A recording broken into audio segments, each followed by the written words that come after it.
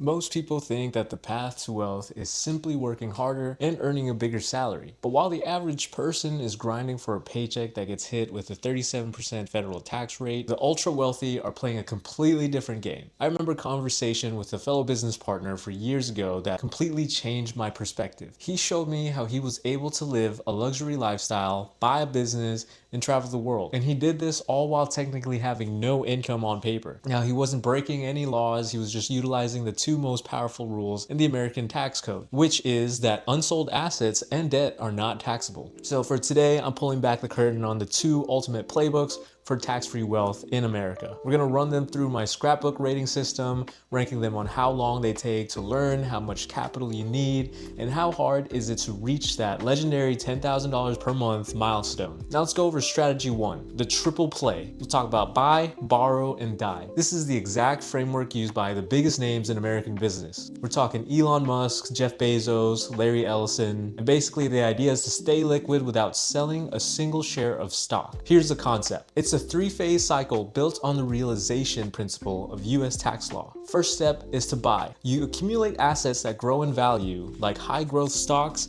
index funds, or even fine art. And you do this because the IRS only taxes realized gains. You don't owe a penny as long as you don't sell. Now, step two for this is borrow. Instead of selling stock for cash, you take out a securities-backed line of credit. And what this does is the IRS sees this as debt and not income. So the cash hits your account 100% tax-free. And the third part of this is die. Not literally in the sense, but you hold these assets until you pass away. This triggers the step up in basis under section 1014 of the Internal Revenue Code, and this resets the cost of the asset to its current market value, effectively erasing all the capital gains taxes you would have owed during your lifetime. Now, a famous example for this is the story of Mark Zuckerberg. Think about Mark Zuckerberg back in 2012. He famously took out a multi-million-dollar loan at just a 1% interest rate, and he did so by using his Facebook stock as collateral. And since then, that stock has increased by over 1,300%. Now, if he would have sold that stock to fund his lifestyle,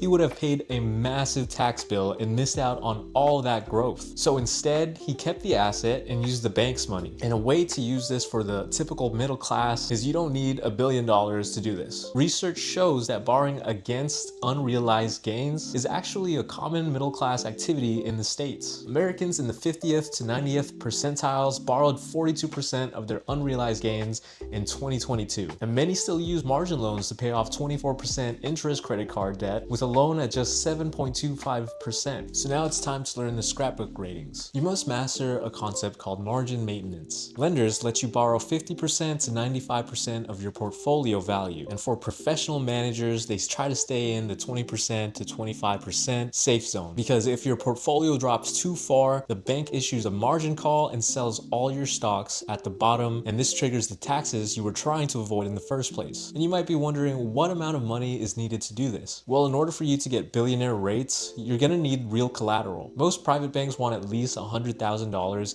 in liquid assets to open an S block. And the rates here are tiered. So at $100,000, you might pay SOFR plus a 3.10%. At $3 million, that spread drops to a 1.90%. And you're gonna have a lot of difficulty to hit that $10,000 a month goal. So if you wanna pull $10,000 a month safely, you'll generally need a portfolio worth $3 to $5 million.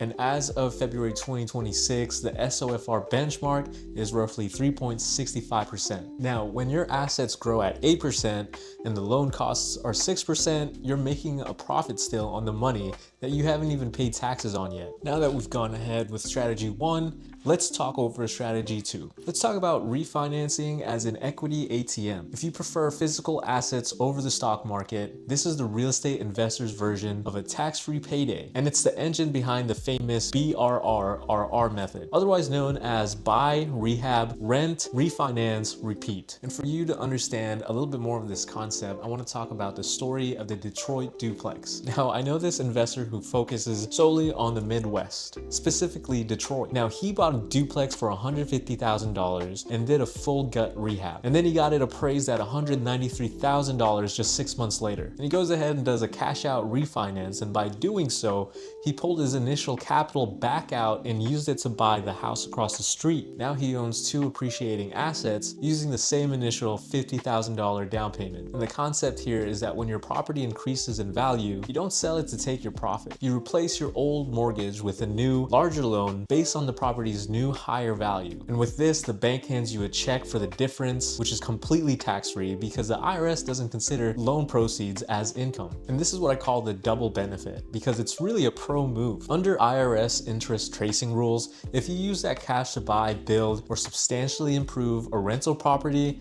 the interest on that loan is tax deductible because it's being used against your rental income. So you get a lump sum of tax-free cash and a lower tax bill. Now for this concept, I'd rate it a 3 out of 5 of my scrapbook ratings. It's easy to understand, but you have to understand the cap rate math here. So let's go over it. If you increase the rent, otherwise known as the net operating income, by $10,000 a year in a 5% market, you just increase your property's value by $200,000. Another thing to think about is you also have to wait for the seasoning period, which is typically 6 to 12 months before the bank will recognize your new value. If you're wondering how much money do I need to start doing this concept, you'll need about 20% to 25% down for that first property. And that's a golden rule of thumb for any property you get. Now in 2026, the Midwest is expected to lead with a 5% rent growth and rates stabilizing between 5.5% and 6.5%. And lenders commonly want to see 2 to 6 months of cash reserves to cover their mortgage. So the level of difficulty for this concept to hit $10,000 a month in tax-free income is about 2.5 out of 5. And if you average $300 to $500 per door, then you're gonna need about 20 to 30 units just to hit your target. But because you are pulling out of your equity through refinances every year, you have the liquidity to keep living your life while your tenants pay off your debt. And this is a lesson that only 1% of the population understand. They understand that liquidity is not the same as income. When you earn a salary, the government takes their cut first. But when you own an asset and borrow against it, you stay in control. And this isn't some glitch or hack in the system. It's just the way the American economy is designed to encourage long-term ownership and investment. If you're still relying on a W-2 as your only source of income, you're essentially playing the life game on hard mode. And as you guys can tell from a lot of my videos, I heavily encourage owning your own business because there's so many ways you can get out of things and use it to your advantage and really trick the system. You couldn't do this with a normal income and just not pay taxes or have these kind of hacks with your regular 9-to-5 job. The American economy is really built and geared towards these kinds of things. And if you're not well versed in the world of finance, you'll never know about it because these things don't get taught at school. They don't teach you how to get the workaround and make your life better. And really the only way to break the shackles of your current restraints is through business ownership, because you can get this tax-free income and it might feel like cheating, but it's really just using the rules